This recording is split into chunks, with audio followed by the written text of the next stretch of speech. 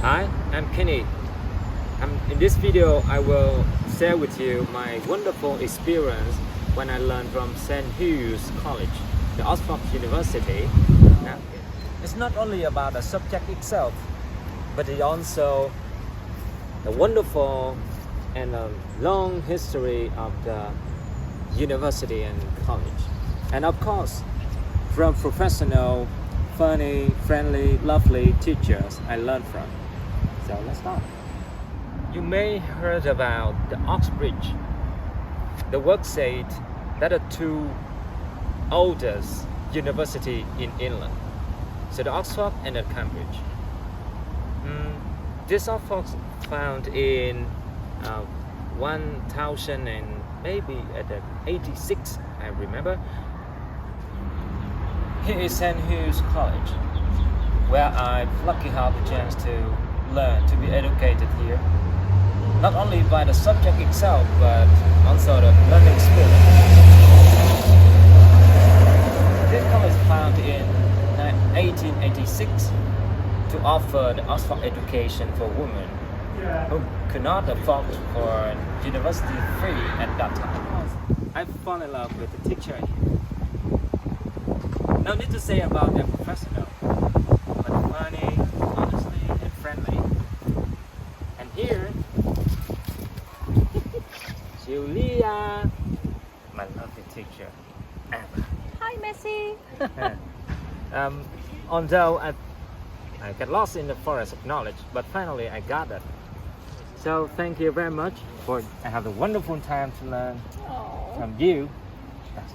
Thank you. It's been wonderful. And Messi, I'm sure you missed your father, but he's done a lot of work. That's part of what it takes to be in Oxford. But if you do make it here, I'm sure you'll love it. So maybe I'll see you. Lovely. Thank you, Julia. All right. In here, I start to learn about human-centered design thinking. That's all about do things right. So it's all about do right things, not do things right. I wish I could learn this thing 15 years ago when I was all in for my startup idea. Because at that time, I just focused on what I can do. But turns out is no one buying it. So do the right thing is better than do things right. So, what actually human-centered design thinking about? This is all about a process to iterate ideas to make the right product that people love. So there are 5 key steps of that process. First of all, emphasize. And second one is get the insight of the customer. So the third point is some ideas come from that insight. And the fourth point is we have to make a simple but important prototypes to prove that work.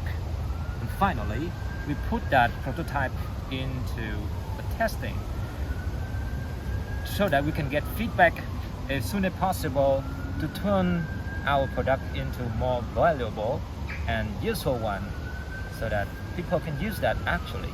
So, the first step of the journey is empathize, where we explore the people we want to serve. It's not about function, not about platform at all, but about the human, the people with problem they are facing, what makes them happy, what makes them angry or painful. So that's the problem we want to serve. Not about our ability to do something, but about what we want to serve, what we want to help them. So understand the demand of human is the core of business, right? To learn this step, I already know, I have introduced about elephant and rider analogy. That's the 2 parts of our brand, our human brand, on how people behave. The elephant is the big one, the emotional but non-logic at all. And the second part, the smaller one, is logical thinking. We consider is the brand.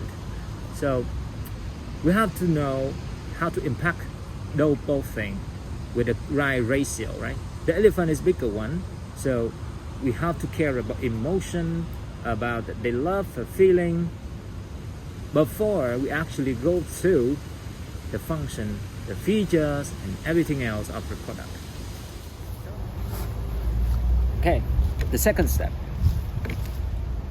After we explore everything about the persona, the people we want to serve, now the time we digest all the information to get the smaller insights of the people we want to serve. So this not all, we cannot solve everything of that person, right? So we need to narrow down a little bit to find out the root problem we want to solve and can be solved.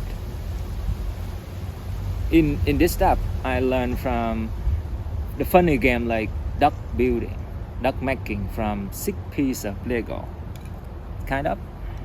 So the point is, people come from many places, many cultures. They have different in thinking, the way that explore the world. So all make difference. So when we come to the discussion or brainstorming meeting, don't judge people. The takeaway points of the duck game is, first, there's no right or wrong ideas. And you just allow the messiness grow up. And after that, make sure that you collect and combine all the best value of those ideas together to make the best product ever, like this. So the first one should be a small duck, but quite nice, right? But the second one is not considered about the duck, but they have a giant step. So how can we make that out to make the final giant ducks and very beautiful? And that's for the second point. The third step, we explore the idea out of insights. Assume that you have already a bunch of insights that you want to solve.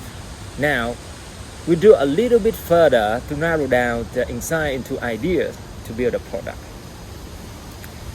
I learned 7 how may we categories to explore an idea. Sometimes we stuck in exploring an idea because the limitation of expertise and knowledge. And we can get inspiration from outside, like Tesla, like Google or Apple, every high-tech company that already solved the same problem. And one more thing, when I try this step, I find that it's confused and get lost because of a lot of ways that ideas can go to that direction. So the good thing is we have to allow that happen. And finally, in the team, we will choose the most viable and valuable and doable ideas to make the prototype. So don't worry about confused, because the confusion is the must step.